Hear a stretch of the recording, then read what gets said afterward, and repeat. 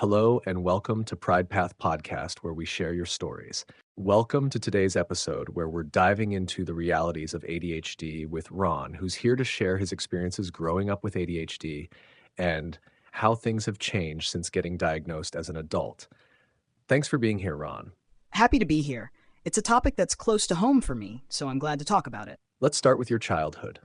What was it like for you in school, especially when it came to focusing in class? Yeah, that was a struggle. Focusing was almost impossible for me, especially with background noises. I remember the tiniest sounds, like someone clicking a pen or tapping their foot, could completely drown out what the teacher was saying. I'd get so distracted that I had no idea what was going on in class half the time. It's frustrating because it's not that I didn't care or didn't want to focus. I just couldn't. And the more I fell behind, the more anxious I'd get, which only made the distractions worse. It felt like a cycle I couldn't break. Honestly, I got almost nothing done in class. I'd look at the assignment, but within minutes, my mind would drift. Either I'd be watching other kids, or just thinking about random things. I'd try to focus, but there was always something more interesting than the task in front of me. At some point, I just started socializing instead. I'd chat with whoever was sitting next to me, or get up and move around the classroom. It was like I couldn't control where my attention went.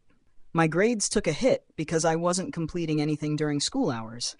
I'd sit there and listen to the teacher go on, but I wouldn't be able to retain any of it. The worst part was that I ended up having to take all my schoolwork home. Every day, I had a mountain of unfinished assignments to tackle after school because I hadn't done anything in class. It was tough. Because I couldn't get anything done during the day, I had to spend hours after school trying to catch up. While other kids were outside hanging out, playing sports, or just relaxing, I was stuck at home, doing homework. I hardly ever got to hang out with friends or do any fun activities after school because I was always trying to keep my head above water academically. It felt like I was missing out on so much, and I could never really join in those after-school hangouts because I was constantly behind. The worst part was that, by the time I finished, I was so mentally drained that I couldn't enjoy myself even when I did have some free time. How did your teachers or parents react to this? My teachers noticed I wasn't getting much done, but it was often chalked up to not trying hard enough or being disruptive.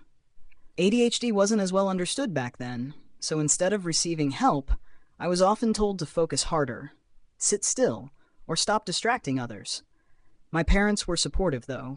They could see how much I struggled at home, but it was still a lot of pressure to constantly be catching up on everything. It wasn't until later, when I was diagnosed as an adult, that everything started to make sense. I realized that my brain just works differently, and that's when I learned strategies to help me manage it better. I've heard that for some kids, school accommodations can help with things like this.